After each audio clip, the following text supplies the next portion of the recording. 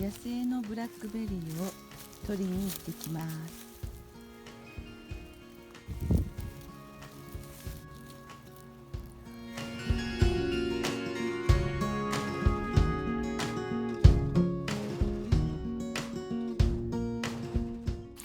水で洗っていきます。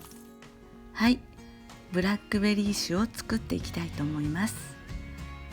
まず洗って乾かしておいたブラックベリーが 600g、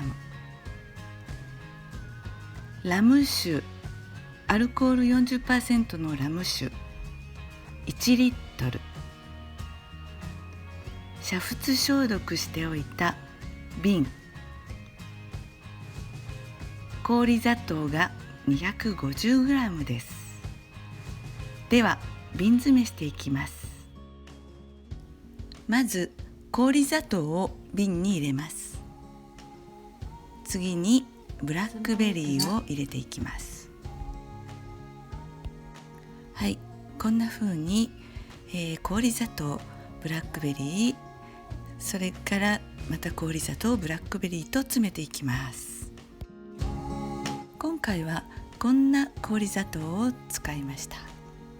こんな感じです。はい、無事に詰め終わりました。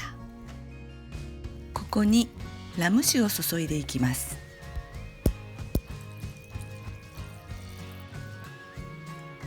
蓋をします。飲み頃は 1,2 ヶ月後といったところでしょうか。